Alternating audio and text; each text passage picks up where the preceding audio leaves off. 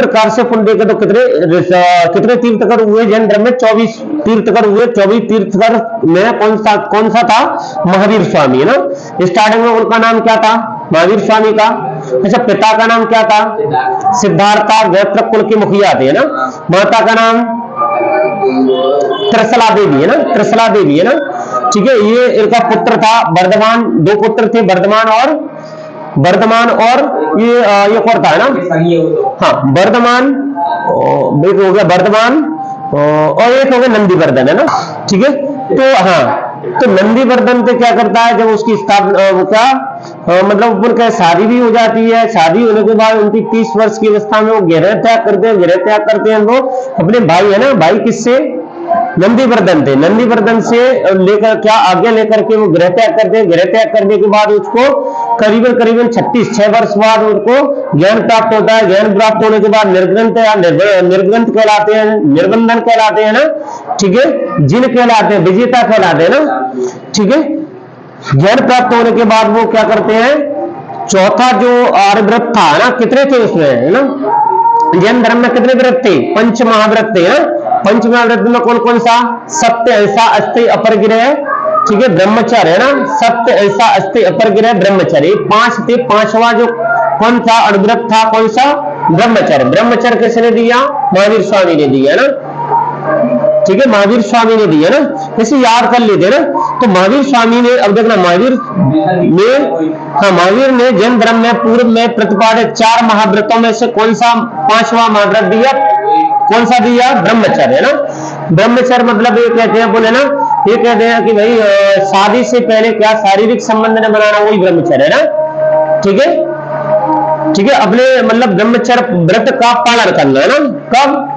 जब तक शादी हो रही हो तब तक, है ना। ठीक है, जैन धर्म के त्रिरत्न में कौन सी है? त्रिरत्न में श्रमिक श्रद्धा, श्रमिक ज्ञान, श्रमिक आचरण, ये सभी है ना।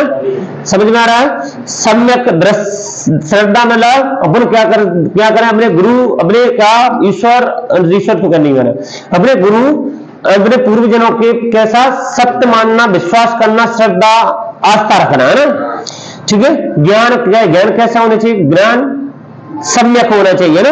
ठीक है, इस आचरण, है ना। आचरण मतलब व्यवहार, आदमी का व्यवहार कैसा होना चाहिए? सही होना चाहिए, ना। तो ये 4, हाँ, जैन धर्म में क्या थे? त्रिरत्न थे, ना। महावीर स्वामी ने किस भाषा में उपदेश दिए? किस में दिए? प्राकृतिक भाषा में। उस समय देखो संस्कृत भी इतनी ज्यादा नहीं चलती थी, ठीक है, हिंदी भी नहीं, तो उपदेश दिए, ना। तो महावीर स्वामी का जन्म कहाँ हुआ? कहाँ हुआ? वैशाली के कुंडग्राम में, है ना। वैशाली के कुंडग्राम में महावीर स्वामी का जन्म हुआ, है ना। ठीक है, ज्ञात्रक कुल के मुखिया, मैंने बताया सिद्धार्थ जिनके पिता थे, है ना। ठीक है, ये सारे पत्नी है। त्रिशला माँ का नाम, हाँ, यशोदा और यशोधरा, से राहुल से यशोधरा, उसकी राहुल की होगी माँ, है ना। ठीक है, इसका यशोधा ही था शायद, है ना। चलो आगे आएगा इसमें, ना। ठीक है, तो प्रथम जैन संगीति कब हुई? पाटलिपुत्र में, ना। पाटलिपुत्र में हुई। वल्लभी में दूसरी हुई एक्चुअली, है ना। ठीक है, महात्मा बुद्ध ने पहला उपदेश कहां दिया? भाई? सारनाथ में, ना। सारनाथ के ऋषि पत्र में दिया, और पहले उपदेश को उनको धर्म चक्र प्रवर्तन बोलते हैं, पढ़ा था। ठीक है, बौद्ध धर्म में त्रिरत्न कौन से हैं? बुद्ध धम्म संघ, ये सभी क्या है? त्रिरत्न, है ना। महात्मा बुद्ध द्वारा दिए गए प्रथम उपदेश में धर्म चक्र प्रवर्तन अभी बोला था। ठीक है, बुद्ध के सर्वप्रिय शिष्य कौन थे? आनंद थे, है ना। आनंद के कहने पर बुद्ध ने अपने बौद्ध संघ में महिलाओं को क्या दिया? प्रवेश दिया, है ना। ये कह सकते बोले, ना। बुद्ध धर्म में चंद्रगुप्त मौर्य, है ना, का प्रधानमंत्री कौन था? कौटिल्य था। कौटिल्य, चाणक्य, विष्णुगुप्त, ये एक ही है, ना, जिसने कौन सा ग्रंथ लिखा? अर्थशास्त्र लिखा, है ना। ये पढ़ा है, अर्थशास्त्र लिखा, है ना। अर्थशास्त्र में क्या दिया है? राजनीतिक से संबंधित क्या है, उस समय की राजनीतिक व्यवस्था के बारे में वो क्या करता है? अर्थशास्त्र बताता है, ना। इसमें उसने सप्तांग सिद्धांत दिए, ना, कि भाई राजा मुख के समान होता है, ना। तो मुख कैसा होता है? मधुर वाणी बोली, है ना। ठीक है, ये सब मतलब इस प्रकार से कह सकते हैं उसने कितने सप्तांक सिद्धांत दिए उसमें ना। ठीक है, तो मौर्य क्या लिखा है, चंद्रगुप्त मौर्य ने अपना अंतिम समय कहां बिताया भैया, श्रवणबेलगोला में ना, श्रवणबेलगोला में कहा, कर्नाटक। तो मैंने कहा कि भाई उस समय एक तो जैन धर्म का क्या, जैन धर्म में कौन था, आराम है उसमें देख रहे हो, आराम है इसमें, आराम का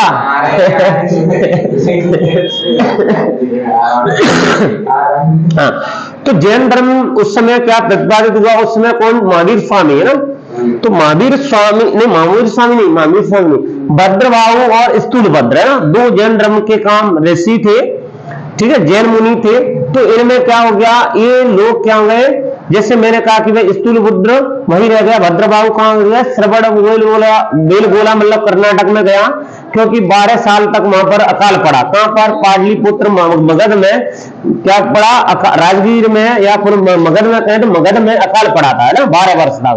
तो वहां पर भद्रबाहु ने कहा कि भाई वो अपने शिष्यों को लेकर के कहां गया, कर्नाटक गया। कर्नाटक में उसी समय ये जैन धर्म का क्या अनुयायी था, कौन, चंद्रगुप्त मौर्य है ना। तो वो भी कहां चला गया, वो भी वहां कर्नाटक में चला गया ना। तो कर्नाटक के श्रवणबेलगोला में वो क्या होगा, वो क्या उपवास रहने के कारण बाद में वो उसकी मृत्यु ही हो जाती है ना। ठीक है, इससे यह भी मालूम होता है कि भाई चंद्रगुप्त मौर्य का शासन दक्षिण में कर्नाटक था, उसका कर्नाटक तक का उसका शासन साम्राज्य स्थापित था, है ना। ठीक है, आगे देखेंगे पुनः ना, चंद्रगुप्त मौर्य का अंतिम समय अपने बताई दिया, श्रवणबेलगोला में ना। मेघस्थनीज किसका राजदूत था, मैंने कहा कि भाई मेघस्थनीज, मैंने कहा कि पहले सिकंदर आया, कहां से आया, यूनान से आया। यूनान में कहां से, मैसिडोनिया से उसने पूरा यूरोप से अपने है ना एशिया तक के राज्य जीते, है ना। तो एशिया मतलब भारत में भी प्रवेश हो गया। उस समय भारत में जो 20वें राज्य थे ईरान के थे, वो जीत लिए उसने, है ना, वो जीत लिए, और वो जीत लिए तो वे जीत लिए, भारत में भी जीत लिए, है ना। तो वो जीत करके क्या करा, चला गया। ठीक है, चला गया। फिर उसका सेनापति कौन बचता है, सेल्यूकस निकेटर बचता है ना। तो सेल्यूकस निकेटर के समय वो भी कहां का था, वो उधर का यूनान साइड का था। तो भाई उस समय वो लौट गए थे, लेकिन उस समय जब सिकंदर की मृत्यु का 323 ईसा पूर्व में बेबीलोन में, ईरान में उसकी मृत्यु हो जाती है, तो उसका सेनापति वहां पर शासन करता है। तो जब शासन करता है तो मैंने कहा मगध में उस समय कौन था, अरे भैया मगध में उस समय मौर्य साम्राज्य स्थापित हो गया था ना, चंद्रगुप्त मौर्य ना। तो जब उसको क्या लगता है, जब सिकंदर की मृत्यु हो जाती है तो अपने साइड के जो राज्य थे उसके ना, उत्तर पश्चिम वाले राज्य थे, वो क्या स्वतंत्र हो गए ना। तो फिर सेल्यूकस निकेटर उसका सिकंदर का सेनापति लड़ते हुए इधर आएगा, है ना, बैक्टीरिया से होते हुए अपने देश में प्रवेश करता है। और देश में किससे, चंद्रगुप्त मौर्य से उसकी लड़ाई होती है ना। चंद्रगुप्त मौर्य से 305 ईसा पूर्व में उससे लड़ाई होती है। वो चंद्रगुप्त मौर्य उस समय क्या यहाँ का शासक था, और ऐसा सर्वशक्तिमान पुरुष है, सर्वशक्तिशाली शासक था उस समय, प्रतापी राजा था, महर राजा था। ठीक है, और वो महत्वाकांक्षी राजा था, इसीलिए उसने क्या करा, ईरान तक के प्रदेश जीते, है ना। ठीक है, तो जब ये इसने जीते तो सेल्यूकस निकेटर और किससे, चंद्रगुप्त मौर्य से लड़ाई होती है कब, 305 ईसा पूर्व में। जब वो सेल्यूकस निकेटर को कौन, चंद्रगुप्त मौर्य हरा देता है, तो वो क्या करता है, सेल्यूकस निकेटर अपनी लड़की की शादी कर देता है, कार्डियस बोलते हैं लड़की को, हेलेना है ना, कार्डियस उसको बोलते हैं। तो वो क्या कर देता है, शादी कर देता है किससे, चंद्रगुप्त मौर्य से शादी कर देता है ना, हरा समझ में, शादी कर देता है। और अपने 4 क्षेत्र है ना, 4 काउल कंदार हैरात मकरैन, वो किसको दे देता है, चंद्रगुप्त मौर्य को दे देता है। और अपने जो क्षेत्र थे बैक्टीरिया और पार्थिया उस साइड देखें तो वो क्षेत्र थे उनको नहीं देता, लेकिन ये जो इंडियन क्षेत्र थे उनको क्या, किसको दे देता है, चंद्रगुप्त मौर्य को ना। फिर चंद्रगुप्त मौर्य को उसको हाथी भी देता है ना, उपहार स्वरूप देता है ना। ठीक है, तो ये अलग कहानी है। तो यहाँ पर अपन कहें कि भाई चंद्रगुप्त मौर्य किसका, कि चंद्रगुप्त मौर्य उस समय शासक था। तो सेल्यूकस निकेटर ने अपना राजदूत किसके, सिकंदर के दरबार, उसमें चंद्रगुप्त मौर्य के दरबार में भेजा, है ना। कौन, सेल्यूकस निकेटर ने क्या अपने राजदूत किसके दरबार में, चंद्रगुप्त मौर्य के में ना दरबार में रख दिया ना। ठीक है, तो इसने मेगास्थनीज ने एक किताब लिखी, मैंने कहा कौन सी किताब लिखी, टाइम देखना कितना हो गया, हेलो टाइम देखना कितना, 8 बजे, चलो थोड़ा सा हो रहा है ना। तो मेगास्थनीज ने एक किताब लिखी इंडिका, कौन सी? इंड का किताब लिखी है ना। इंड का में उसने बताया कि भारतीय समाज कैसा था, 7 वर्गों में बटा हुआ था, है ना। 7 वर्गों में बटा हुआ था। दार्शनिक हो गए, सैनिक हो गए, है ना, सैनिक हो गए, सेवक हो गए, योद्धा हो गए, है ना, पुरोहित हो गए, सामंत हो गए। इस प्रकार से उसने बताया कि भारत में कितने 7 वर्गों में बटा था उस समय समाज। ठीक है। फिर आगे भाई चंद्रगुप्त मौर्य अपने अंतिम दिनों में किस धर्म का अनुयायी बन गया ना। तो चंद्रगुप्त मौर्य सीधी सी बात है जैन धर्म। कर्नाटक में श्रवणबेलगोला में वो गया, जैन धर्म का अनुयायी था, जैन भिक्षुओं के साथ रह रहा था, है ना। तो फिर बाद में फिर मैंने कहा कि भाई अर्थशास्त्र किसकी रचना है। तो अर्थशास्त्र किसकी रचना है अभी बताइए ना। कौटिल्य की कह लो, विष्णुगुप्त की कह लो, चाणक्य की कह लो, कौन था, किसका, कौन था चाणक्य प्रधानमंत्री, किसका, चंद्रगुप्त मौर्य का। आगे समझ में, प्रधानमंत्री था ना। ठीक है। उसी ने क्या करा, उसी के षड्यंत्र करके घनानंद को हरवाया। समझ में आ रहा है, क्योंकि घनानंद ने उसका अपमान कर दिया था, किसका, कौटिल्य का अपमान कर दिया। तक्षशिला नहीं था वो, है ना, गुरु था। ठीक है। तो उसका मुनि का अपमान कर दिया। फिर उसने अपनी शिखा भी खोल दी, है ना। बोले ये शिखा तभी क्या, उसने शिखा मतलब ये पीछे की चुटिया खोल दी, है ना। और बोले कहीं मैं अब तो अपनी शिखा तभी बांधूंगा जब घनानंद नंद वंश का नाश कर दूंगा। और कर दिया उसने, नाश करवा दिया ना, नाश करवा दिया ना। ठीक है। तो अशोक ने कलिंग पर कब आक्रमण किया ना, मैंने बताया भी है। ठीक है। अशोक चंद्रगुप्त मौर्य, है ना, मौर्य वंश का एक गुण कह सकते हैं, महान शासक था, है ना, प्रतापी शासक था, सर्वशक्तिमान शासक था उस समय ना। ठीक है। महत्वाकांक्षी शासक था, है ना। हेलो, महत्वाकांक्षी शासक था। मैंने कहा कि भाई जब चुपचाप सुनते रहो, देखते रहो ना। तो अशोक के पिता कौन, बिंदुसार, है ना। तो बिंदुसार के समय वो कौन था, कहां का था, यहाँ का, अपने अगर मालवा में चले जाओ, उज्जैन का प्रांतपति था, है ना। तो उसके समय, उसके पिता के समय विद्रोह हो गए, कहां पर, तक्षशिला में, है ना। तक्षशिला में विद्रोह हो गए। विद्रोह हो गया तो वहां पे अशोक का भैया सुसीम था। सुसीम क्या कर रहा था, वहां पर राज कर रहा था, वहां का प्रांतपति था ना। तो उससे वहां के जनता ने विद्रोह कर दिया। तो विद्रोह उससे नहीं दबा, तो फिर अशोक को पहुंचाया गया कि भाई विद्रोह को दबाओ। तो फिर अशोक ने वो दोनों विद्रोह दबा दिए। जब विद्रोह दबा दिए तो अशोक ने को मान लिया गया अगला मौर्य सम्राट कौन होगा, अशोक होगा, है ना। तो बिंदुसार के समय ही वो क्या बन जाता है, 261 ईसा पूर्व में, अपन कहें तो 273 ईसा पूर्व में, जब किसकी, बिंदुसार की मृत्यु हो जाती है। तो क्या आपस में गृह युद्ध होता है, 4 साल तक गृह युद्ध चलता है ना। और ऐसा बताते हैं कुछ शैली ग्रंथ बताते हैं, शैली मतलब श्रीलंका में जो लिखी गई जैन बौद्ध अनुश्रुति है, उनके हिसाब से बताते हैं कि अशोक ने कितने अपने 99 भाइयों की हत्या करके 4 साल तक गृह युद्ध चला, 99 भाइयों की हत्या करके 269 ईसा पूर्व में राज सिंहासन पर बैठा, है ना, सिंहासनसीन हुआ, है ना। ठीक है। फिर 8 साल बाद, है ना, कब, 8 साल बाद, है ना, मतलब 261 ईसा पूर्व में उससे कलिंग में युद्ध करता है ना। कलिंग में युद्ध क्यों करता है, उस समय कलिंग कैसा था, ये दक्षिण में उसके जाने के लिए कैसा था, व्यापारिक मार्ग था, है ना। उससे वो क्या कर सकता, दक्षिण में व्यापार कर सकता था ना। तो अपन कह सकते हैं कलिंग में व्यापार अच्छा चलता था, वो व्यापारिक मार्ग था, वो दक्षिण से व्यापार करता था। तो वहां पर समृद्धि बहुत ज्यादा हो गई, है ना, वहां पर खदाना बहुत ज्यादा थी, है ना। ठीक है। वहां पर अपन कहें तो कलिंग में हाथी बहुत ज्यादा थे। ठीक है। हाथियों का मतलब वो वहां पर गढ़ था, ये मान लो ना, हाथी बहुत ज्यादा थे।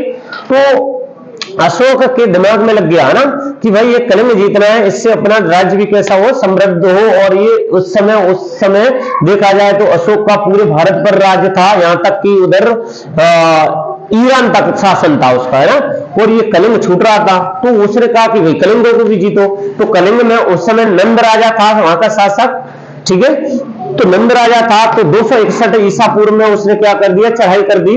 और चढ़ाई कर दी ऐसा बताते हैं कि जब उसने क्या कलिंग जीता तो उसमें बहुत सारे लोग मारे गए, करोड़ों लोग मारे गए, ऐसा बताते हैं। करोड़ों नहीं, लाखों लोग मारे गए उस समय ना, समझ में आ रहा है, लाखों लोग मारे गए। वो कम से कम 1.5 लाख लोग बेघर हो गए, ठीक है, बेघर हो गए, और कुछ जिससे अधिक लोग क्या हो गए, निर्वासित हो गए, इधर से उधर को दूसरे देशों में निर्वासित हो गए ना। तो अशोक के हृदय परिवर्तन हो गया है ना, अशोक का क्या हो गया, हृदय परिवर्तन हो गया, मैंने कोई बहुत बड़ी हानि पहुंचाई है मानव जाति को, तो हृदय परिवर्तन हो गया। फिर उसने क्या करा, बौद्ध धर्म अपनाया ना, उपगुप्त की सहायता से, मोगली पुत्र कृष्ण की सहायता से, हाँ, दीक्षा दी उसने, बौद्ध धर्म अपना लिया ना, बौद्ध धर्म अपना लिया, ठीक है। तो ऊपर बात करते हैं कि भाई कलिंग पर आक्रमण कब हुआ, 261 ईसा पूर्व में ना, 269 ईसा पूर्व में वो राज सिंहासन बैठा, 8 वर्ष बाद उसने कलिंग पर आक्रमण कर दिया। 261 ईसा पूर्व में कलिंग पर युद्ध किया ना। हाँ, मैंने अभी बताया, रो बात नहीं करो ना, मैंने अभी बताया इंडिका किसने लिखी, मेगास्थनीज ने लिखी है ना। मेगास्थनीज कौन था, सेल्यूकस निकेटर का राजदूत, जो क्या चंद्रगुप्त मौर्य के दरबार में रहता था, है ना, ठीक है। तो चंद्रगुप्त मौर्य के दरबार में रहता था, रहते रहते उसने इंडिका लिख डाली है ना। इंडिका उसकी क्या है, ग्रंथ है ना, ठीक है। बौद्ध धर्म का प्रचार करने के लिए अशोक ने किसको भेजा, बौद्ध धर्म जब उसने अपना लिया तो अपने पुत्र और पुत्री, है ना, मैंने कहा कि भाई संघमित्रा, है ना, हाँ, महेंद्र और संघमित्रा, है ना, महेंद्र और संघमित्रा उसकी पुत्र पुत्री थी। किससे जन्मी, मैंने कहा कि जब अशोक कहाँ का, उज्जैन का प्रांतपति था, तो वो विदिशा में भी आता रहता था। वहां की कौन सी वैश्य की लड़की थी, कौन थी, महादेवी, है ना, महादेवी से प्रेम प्रसंग हो गया तो उसने शादी कर ली, है ना, तो शादी कर ली, विवाह कर लिया उस समय, तो उससे ही पुत्र पुत्री जन्मे, कौन, महेंद्र और संघमित्रा, है ना। बाद में जब बौद्ध धर्म कलिंग युद्ध के बाद वो बौद्ध धर्म अपना लेता है, तो बौद्ध धर्म अपनाने के बाद वो अपने क्या करता है, धर्म महामात्रों की नियुक्ति करता है, जो विदेशों में क्या करते हैं, बौद्ध धर्म का प्रचार प्रसार करने के लिए जाते हैं। और इसी प्रकार उसने क्या करा, अपने बच्चों को ना, महेंद्र और संघमित्रा को श्रीलंका भेजा, कई के लिए, बौद्ध धर्म के प्रचार के लिए। आया समझ में, ठीक है, ये आना चाहिए ना, ठीक है। तो अशोक के शिलालेखों को सबसे पहले किसने पढ़ा भाई, विलियम जोन्स ने ना, विलियम जोन्स ने पढ़ा। 1837 ईस्वी में उसने पढ़ा, है ना। 1750 ईस्वी में पांड्रेसी पेंथेलर ने क्या करा, उनकी खोज की, और पढ़ने की अपन कह सकते हैं, पढ़ने में किसने महारत हासिल की, जेम्स ब्रिसेप्स ने ना। सांची के स्तूप का निर्माण किसने करवाया भैया, अशोक ने करवाया, क्योंकि मैंने बताया विदिशा में कौन थी, उसकी रानी, कौन सी, महादेवी, है ना, तो महादेवी की देख रेख में ही बनाता है ना, तो किसने बनवाया सांची का स्तूप, अशोक ने, है ना। चंद्रगुप्त मौर्य को की सेंडोक्वेंटस के रूप में पहचान किसने की भाई, विलियम जोन्स ने, है ना। विलियम जोन्स ने क्या किया, सेंड्रोक्वेंटस, मतलब ये सेंड्रोक्वेंटस कह सकते हैं अपने, ये यहाँ का शब्द नहीं, यूनानी शब्द है, तो ये शब्द का यूनानी ग्रंथों में पाया गया। तो ये सेंड्रोक्वेंटस कौन था, चंद्रगुप्त मौर्य था, है ना, पहचान किसने की, विलियम जोन्स ने, है ना। फिर आगे कहते हैं कि भाई अशोक ने किस शिलालेख में उसकी कलिंग विजय मिलती है ना। तो अशोक का जो 13वां शिलालेख होता है उसमें कलिंग विजय लास्ट में बनवाता है ना, कलिंग जीत लेता था, है ना। हालांकि वो कलिंग विजय 13वें में जरूर मिलती है, लेकिन ऊपर कहे अभिलेख भी बाद में लिखवाना स्टार्ट किए ना, ठीक है। तो कलिंग विजय कौन सी में, 13वीं अभिलेख में मिलती है ना। मौर्य काल में गुप्तचरों को क्या कहते थे, गुण पुरुष बोलता थे, है ना। मैंने कहा कि मौर्य काल में गुण पुरुष होते, गुप्तचर जैसे अपनी क्या है, आईबी हो गई, इंटेलिजेंस ब्यूरो, रॉ हो गई, ये क्या है, गुप्तचर संस्था, है ना। तो उस समय भी क्या होते थे, गुप्तचर होते थे ना, तो गुप्तचरों को क्या बोलते थे, गुण पुरुष बोलते थे। और गुण पुरुषों की 2 संस्थाएं होती थी, एक संस्था होती थी, एक संचार होती थी ना। संस्था क्या करती थी, एक ही स्थान पर रहकर के वो क्या करते, व्यक्ति क्या करते थे, गुप्तचरी का काम करते थे। जैसे व्यापारी हो गया, तो व्यापारी नहीं, जैसे हाँ बनिया हो गया, व्यापारी हो गया, एक जगह व्यापार कर रहा है, गुप्तचरी का काम करता है ना, ठीक है। सैनिक हो गए तो ये गुप्तचरी का काम करते थे। दूसरी संचार संस्था थी ना, ये संचार संस्था क्या करती थी, एक स्थान से दूसरे स्थान पर जाकर के गुप्तचरी का काम करती थी ना, गुप्तचरी का काम करती थी ना। हेलो, ये समझ में आ रहा है, ठीक है। तो गुप्तचरों को गुण पुरुष कहते थे। और 2 संस्था थी, एक का नाम संस्था एक स्थान पर रहकर के व्यक्ति का गुप्तचरी का काम करता था, दूसरा व्यक्ति का एक स्थान से दूसरे स्थान पर जाकर के गुप्तचरी का काम करता था ना। मैंने कहा उस समय वेश्यावृत्ति बहुत ज्यादा थी, तो वेश्यावृत्ति में अपन कहें वेश्या होती थी, है ना, वो भी गुप्तचरी का काम करती थी, है ना, वो भी गुप्तचरी का काम करती थी ना, ठीक है। 54वां क्वेश्चन है ना, क्या लिखा है, मेगास्थनीज के अनुसार भारतीय समाजों को कितने भागों में विभक्त है ना। अभी मैंने बताया मेगास्थनीज ने कौन सी किताब लिखी, इंडिका। तो इंडिका में भारतीय समाज को कितने 7 वर्गों में बताया ना, 7 वर्गों में दार्शनिक हो गए, सैनिक हो गए, योद्धा हो गए ना, ठीक है, किसान हो गया, सेवक हो गए, है ना, इस प्रकार से कितने 7 वर्गों में बताता है ना, ठीक है। चंद्रगुप्त मौर्य के महल के अवशेष कहां है भाई, पटना में है ना, कुम्भहार है ना, कुम्भहार पटना में उसके अवशेष मिले है ना, ठीक है।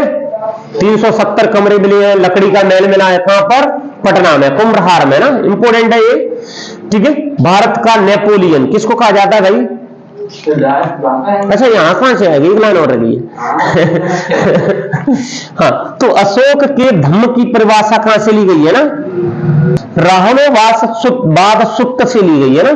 अशोक का धम्म क्या है भाई, अरे भैया कोई कहेगा माता पिता की क्या करो, सेवा करो, गुरुजनों की बात मानो, उनकी बात मानो, बड़ों का आदर करो, ये क्या है, धम्म में दी गई है। तो अशोक के धम्म में क्या था, धर्म थोड़ी था, मतलब और कैसे था, धर्म थोड़ी था, मतलब व्यक्ति के विकास के लिए आचार विचार की बातें कही गई ना, शिष्टाचार व्यवहार से संबंधित कुछ अच्छी बातें की गई, जिनको क्या करना चाहिए, अपनी राज्य की प्रजा को मानना चाहिए ना भाई।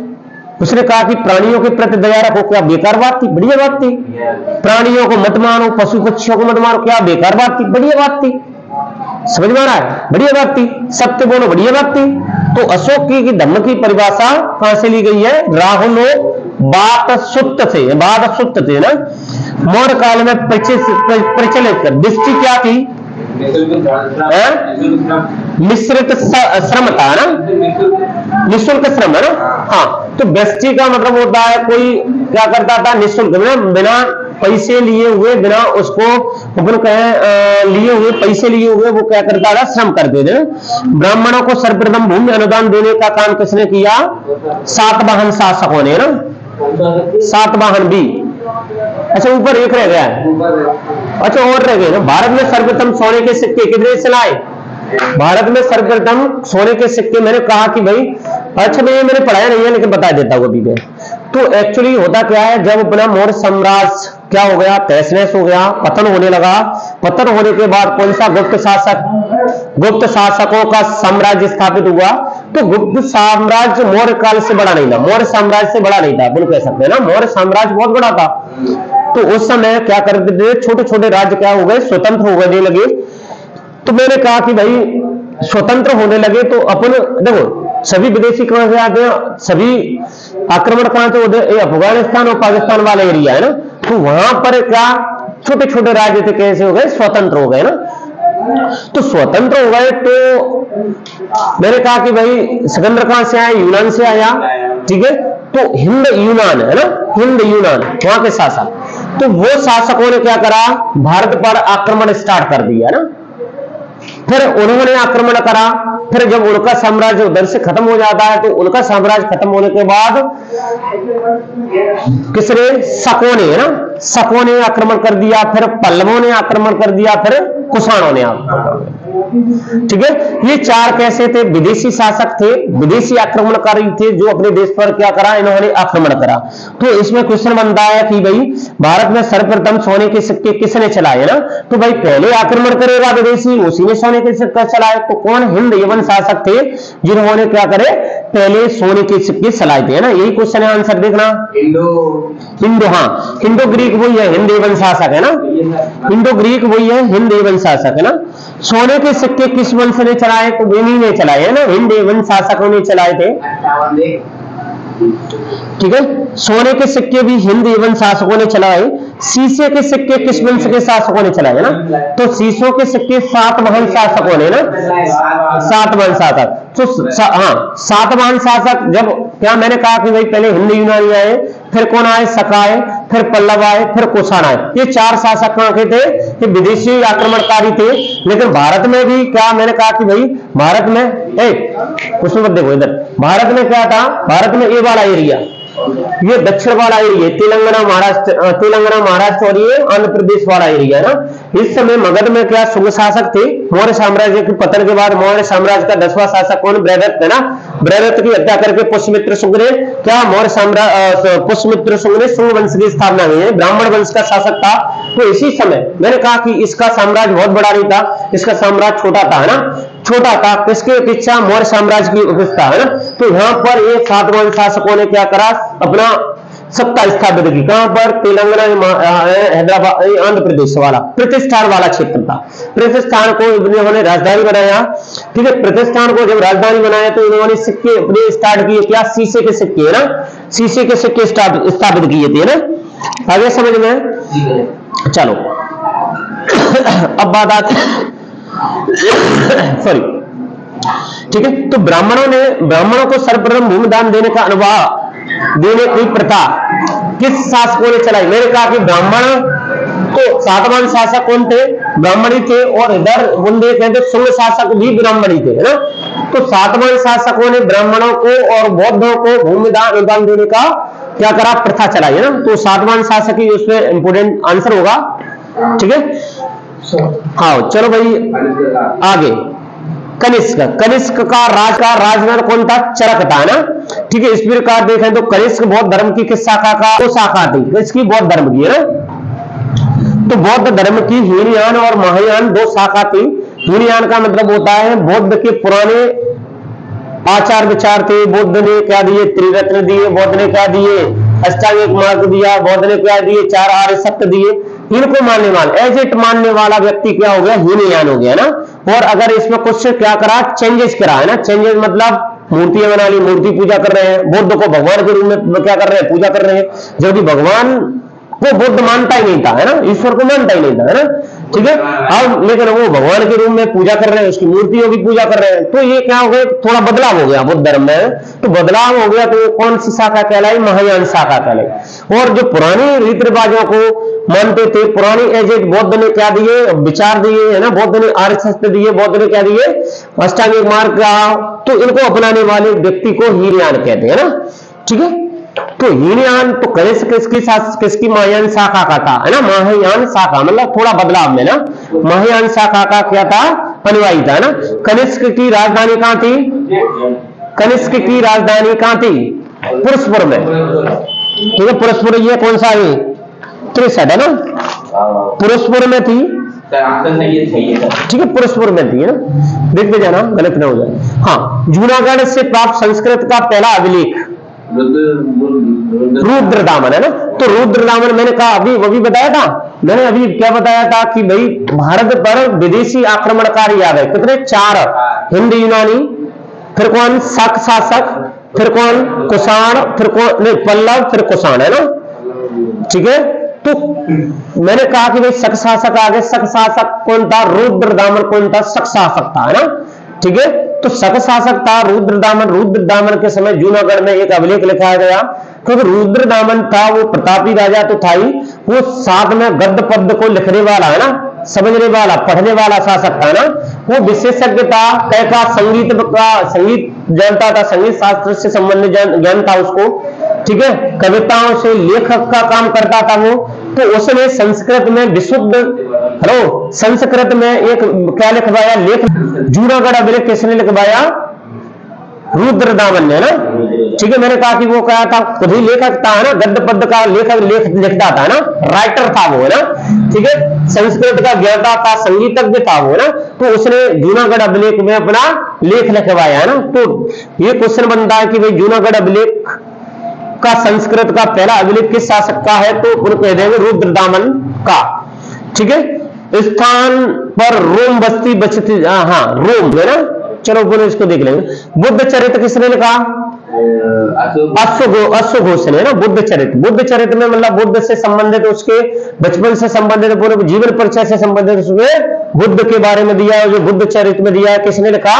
अश्वसेन ने लिखा, है ना, ठीक है। हर्षवर्धन बौद्ध धर्म का अनुयायी था, है ना, ठीक है। बाणभट्ट कौन था? बाणभट्ट यार कवि था, लेखक था, है ना, जिसने हरिचरित्र किताब लिखी। नागार्जुन कौन था? नागार्जुन ने ऊपर कह सकते हैं एक बौद्ध एक कुषाण ने शक शासक था, नहीं, हिंद यूनानी शासक। हिंद यूनानी शासकों में कौन? एक मिनट रुक जाओ, कौन था? मिनांडर है ना। तो हिंद यूनानी शासकों में कौन था? मिनांडर है ना। प्रतापी राजा था, बहुत खतरनाक है ना, अपन कहे सर्वशक्तिमान, ये शक्तिशाली राजा था। इसलिए अपन ये मान लो तक्षशिला को तक्षशिला है ना, तक्षशिला गंधार जीतते हुए वो कहा आया, यहाँ पर मथुरा तक उसका शासन था ना। पंजाब के फिरोजपुर सियालकोट में उसकी राजधानी रही और यहाँ तक उसने शासन करा। कहां तक? यहाँ तक है ना, मथुरा साकेत है ना, यहाँ तक उसने क्या करा? शासन करा। तो ये मिनांडर कैसा था? हिंद यवन शासक था। तो इसने क्या करा? इसमें क्वेश्चन कह दिया है ना। हाँ, तो उस समय नागार्जुन था है ना। तो ये कहां से? यूनान से आया, हिंद यवन शासक था। और उस समय नागार्जुन कौन सा? बौद्ध भिक्षु था। तो बौद्ध भिक्षु नागार्जुन ने क्या दिया? उसको बौद्ध धर्म से संबंधित शिक्षा दी है ना। और मिनांडर के क्या प्रश्न, और उसने उनके धार्मिक प्रश्नों को क्या, शंका को क्या दूर किया वाद विवाद के तहत है ना। ऐसा किसमें दिया? मिलिंद पन्नू में दिया है। किसने लिखा? नागार्जुन है ना। ठीक है, तो नागार्जुन कौन था? बौद्ध भिक्षु था उस समय ना। चतुर्थ बौद्ध संधि किसके समय में हुई? अशोक के समय, पाटलिपुत्र में ना। ठीक है, अच्छा कनिष्क में। अच्छा, तो मैं इसका एक उदाहरण वो देता हूं, एक उदाहरण नहीं, एक कोड वर्ड देता हूं ना। बौद्ध धर्म की जो बौद्ध संगीत है उनको याद करने के लिए कोड वर्ड क्या है? राजा महाराजा आजा है।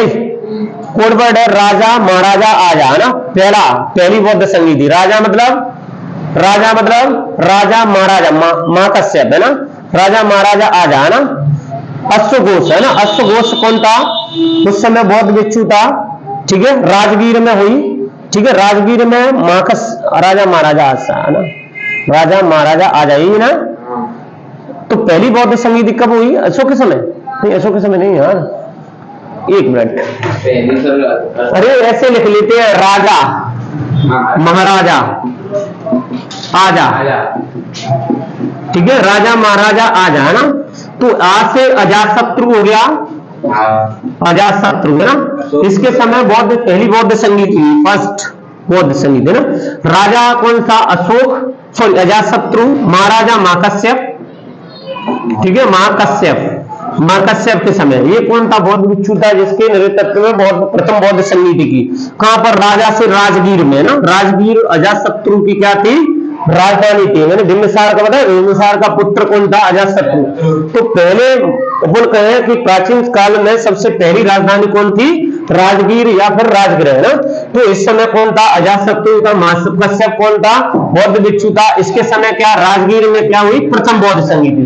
तो राजा महाराजा आजा है ना। वेश्या सबका काल है। ठीक है, सबका काल है ना। ठीक है, समझ में आ गया? वेश्या मतलब क्या कह सकते हैं ना, जो कोठे वाली होती है और वहां पर बार बार आदमी जाएगा तो काली है मान लो ना। तो वेश्या मतलब वैशाली। दूसरी बौद्ध संगीति का हुई वैशाली में ना। सवाकामी है ना। सवाकामी कौन था? सवाकामी है ना। सवाकामी बौद्ध भिक्षु था जिसके अंडर में क्या हुई? दूसरी बौद्ध संगीति है ना। कालाशोक कौन था? शासक था। मैंने पहले बताया, वो भी होगा कालाशोक है ना। वैश्या सबका काल है। फिर तीसरा पटाओ मत आशिक को है ना। पटाओ मत आशिक को है ना। ऐसे याद हो जाते, कोड वर्ड है ना। ठीक है, आशिक मतलब अशोक। ठीक है, मोगली पुत्र तिस्म से मोगली पुत्र तिस्म है ना। मोगली पुत्र तिस्म वही बौद्ध भिक्षु था। इसके अंडर में क्या हुई? बौद्ध संगीति है ना। पटाओ मतलब पटना, पाटलिपुत्र है ना। पाटलिपुत्र है ना। पाटलिपुत्र में हुई है ना। ऐसे याद कर लेते हैं ना। राजा महाराजा आजा, वैश्य सबका काल है, पटा मत आशिक को। कुंडलवन कंगाल है ना। कुंडलवन कंगाल है। आ गया समझ में? कंगाल है। कैसे याद कर लेते हैं? कुंडलवन कहां है? कश्मीर में ना। कुंडलवन है ना। कुंडलवन कहां है? कश्मीर में ना। कश्मीर में ना। ठीक है, वन। बा से आ गया, का से आ गया कनिष्क। कनिष्क है ना। कनिष्क के शासनकाल में कुंडलवन कंगाल है। वह से कौन हो गया भाई? वसुमित्र। वसुमित्र है, वसुमित्र यही तो था अभी आंसर। कौन सा? अश्वघोष। ठीक है, तो वसुमित्र और अश्वघोष है ना, इसमें दो थे। समझ में आ रहा है? ये दो थे ना, दो बौद्ध भिक्षु थे ना। ये अपना क्या है, चारों बौद्ध संगीतियों को याद करने का एक तरीका है, वैसे नहीं याद होती हाल हो जाती है ना।